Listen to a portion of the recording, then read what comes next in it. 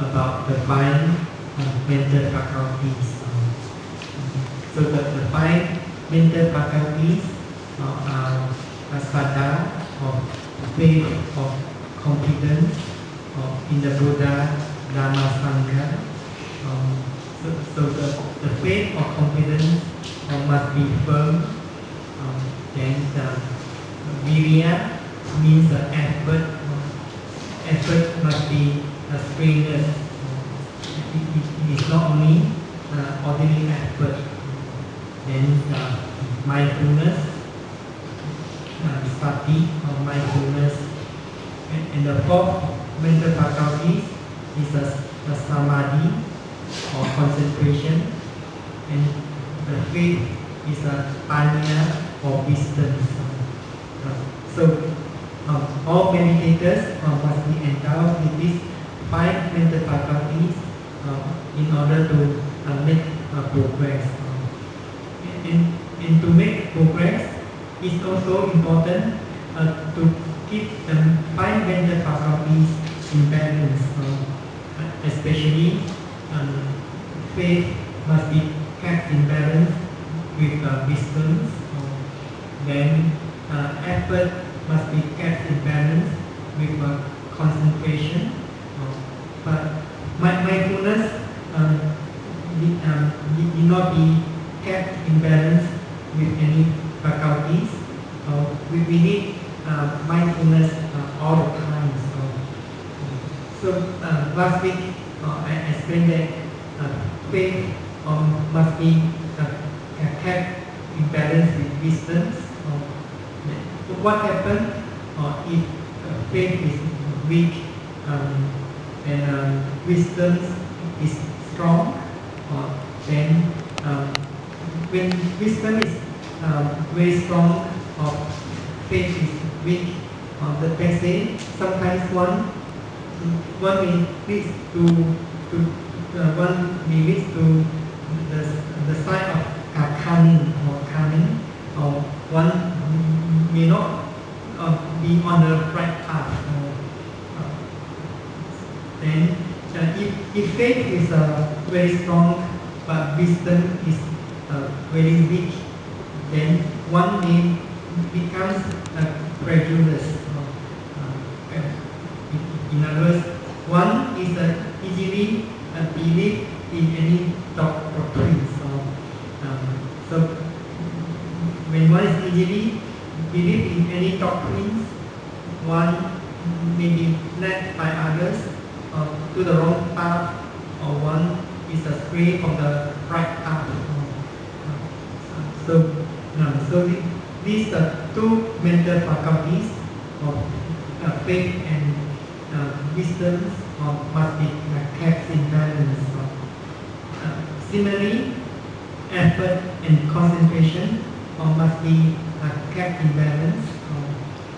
If the effort is too strong, but concentration is very weak, the text says it may lead to agitation or restlessness of the mind. So when the effort is too strong, but concentration is weak, it may lead to restlessness or agitation. In the scriptures, it always gives the simile about effort.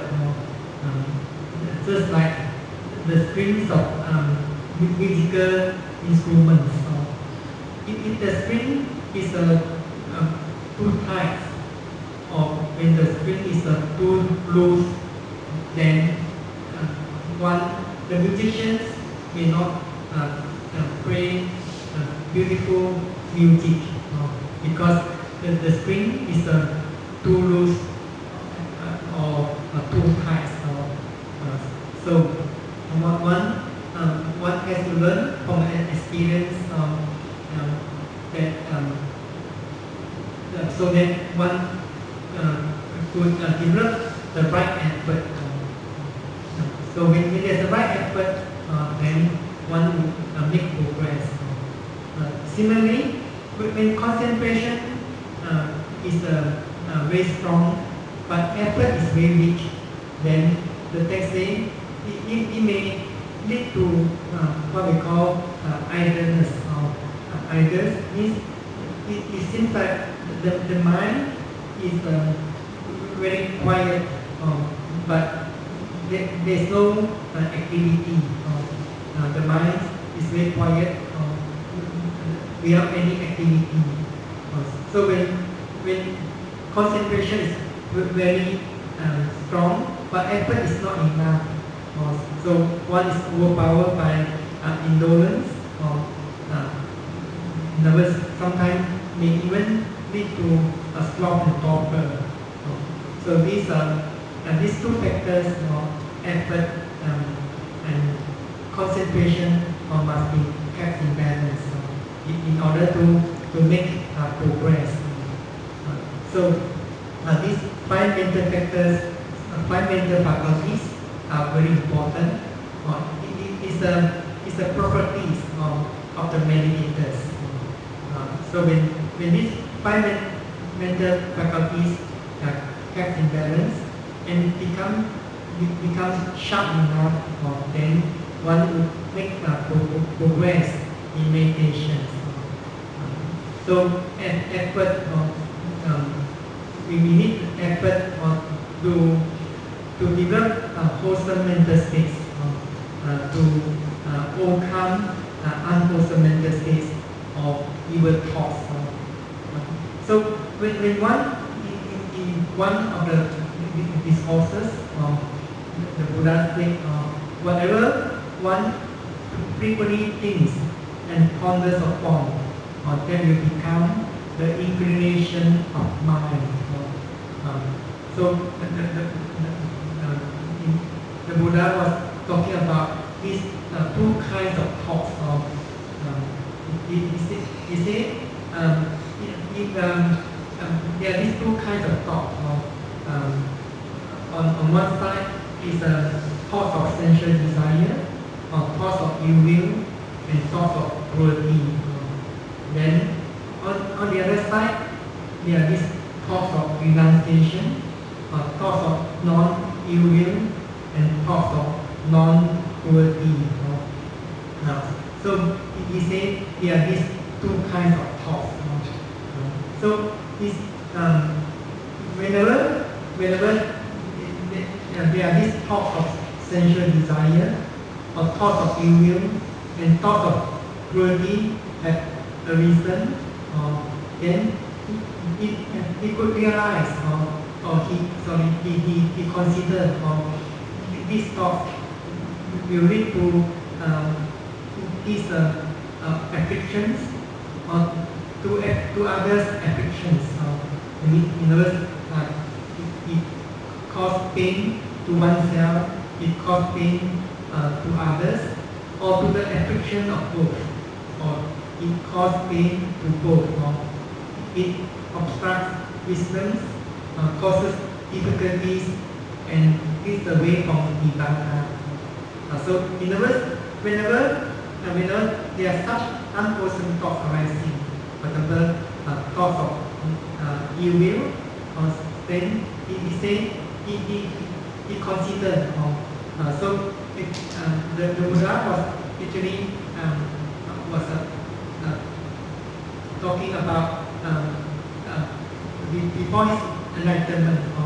He said when he was still when he was an bodhisattva, also it occurred to him these two types of thoughts, thoughts of sensual desire, thoughts of ill will, and thoughts of cruelty. And on the other side, there are these thoughts of renunciation, thoughts of non-ill will, and thoughts of non-cruelty. For example, whenever there was this thought of ill will arising, then he will consider this to my own affliction. So as soon as he considered in this way, then that thought of ill will subsided. Or whenever there's this thought of ill will arising, then he would consider this would lead to others' affliction. when there's when there was this thought of ill will arising, then he would consider this thought of ill will would lead to affliction of both or cause pain to both. Then this thought of ill will would subside. Similarly, when there was this thought of ill will arising, then he would consider these obstruct wisdoms causes difficulties and leads away from Nibbana. Then that thought will subside. So, in other words, whenever there is this thought of ill will arose, then he will make an effort to abandon it or to remove it to overcome it. So in other words, he also make an effort when the other two unwholesome arising. The other two unwholesome thoughts are thoughts of sensual desire and thoughts of cruelty. So in other words, whenever there is any of these unwholesome thoughts arising, or you consider this way, then the unwholesome thought would disappear or subside. Similarly, whenever you have any of these unwholesome thoughts arising in your mind, you should consider or ponder in this way also.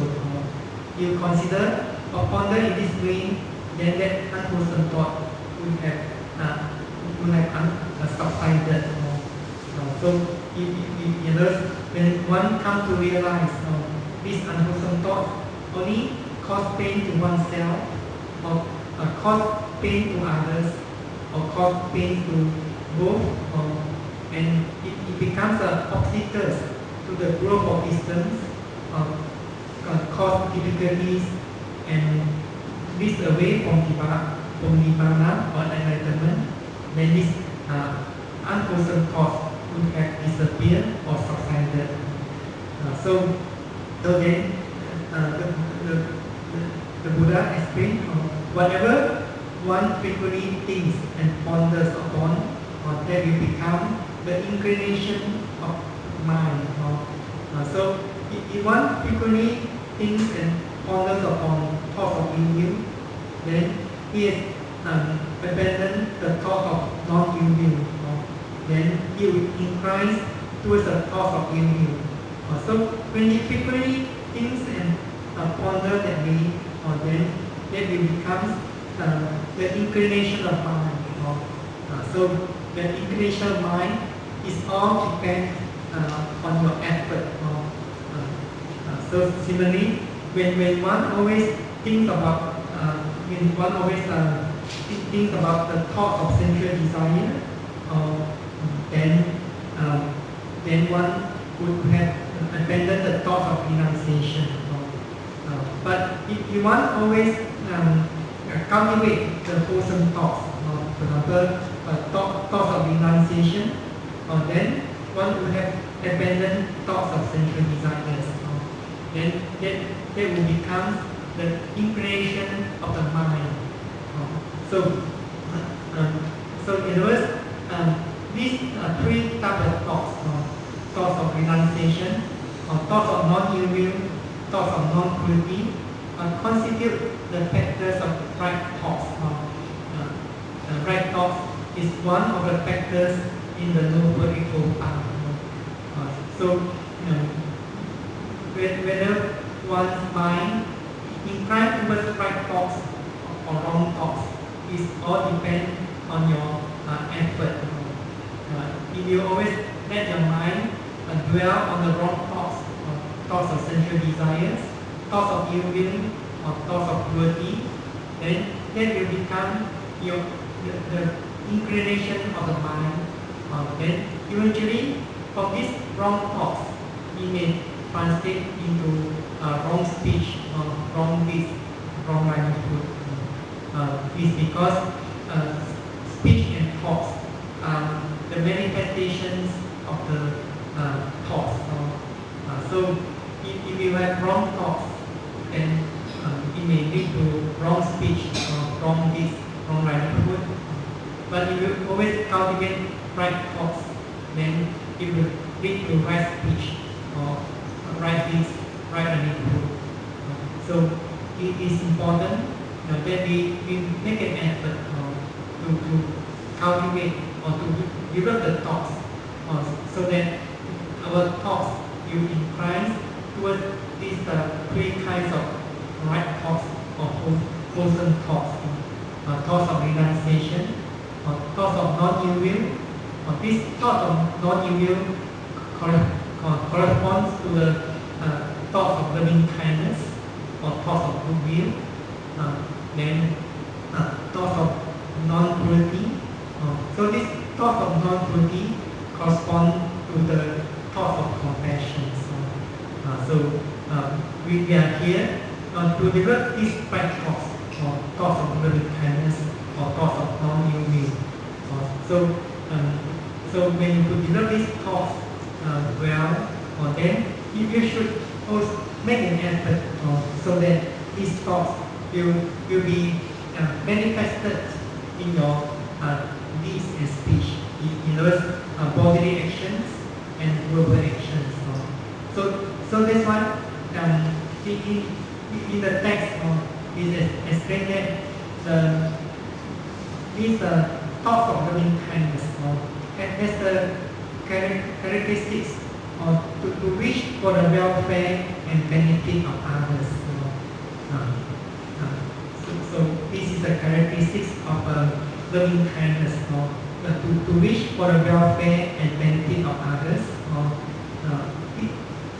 Then these mental actions, that is loving kindness in thoughts, should be complemented and strengthened by verbal and bodily actions in the act of goodwill towards others. So this developing of loving kindness in thoughts should be to be complemented and strengthened by what I call metta or loving kindness in speech and loving kindness in deeds or physical actions. So when one could develop this loving kindness in all these three actions, in other words, metta in thoughts, then metta in speech or loving kindness in speech, metta in deeds or loving kindness in your body actions, then your metta will be growing. So when one to practice well, then one to remove ill will. In the text, it also explained that the proximate cause of loving kindness is to see what I call to see the lovable aspect of another person or group of people. So the cause of arising of loving kindness or the proximate cause is one is able to see the lovable aspects of another person or group of people.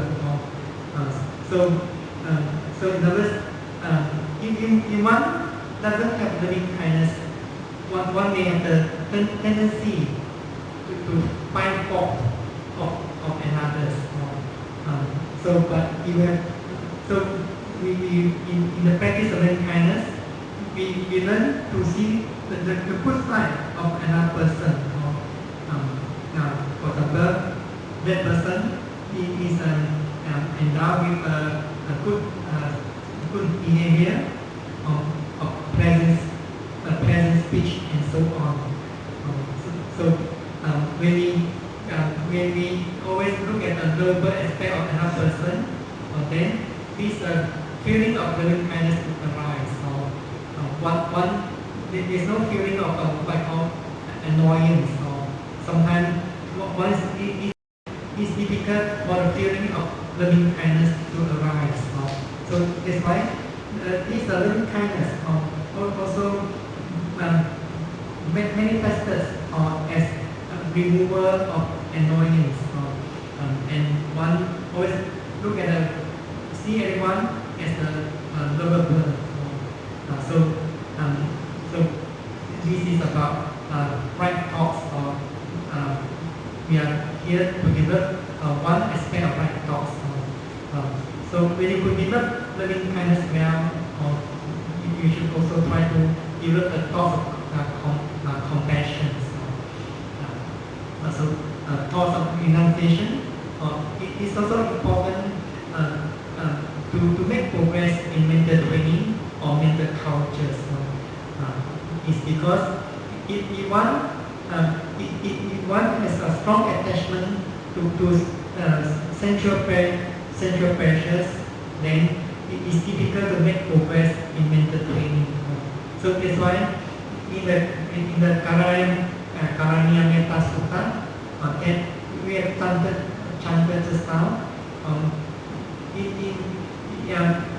this sutta, it explains what of the important qualities that very fast meditators must have is a standing viriya. Standing viriya means one has a calm faculties. If one does not have calm faculties, there is difficult to meditate. Here, calm faculties refer to your six senses, your eyes, the ears, the nose, the tongue, the body, and the mind. So if one likes to enjoy sensual pleasures through these six senses, then it's not easy to cultivate the mind, to develop the mind. So this quality of standindriya, calm faculties, is important. Because if one always indulge in sensual pleasures, then the mind always think about sensual pleasure, sense desires. If sensual pleasure is not fulfilled, aversion would arise. In a way, the mind is always the mind full of thoughts of sensual pleasures, craving, desire, or aversion, when the sensual pleasures is not satisfied or fulfilled.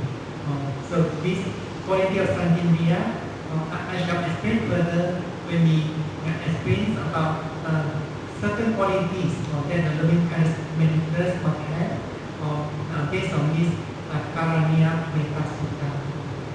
So now is the time for us to practice. So any newcomers?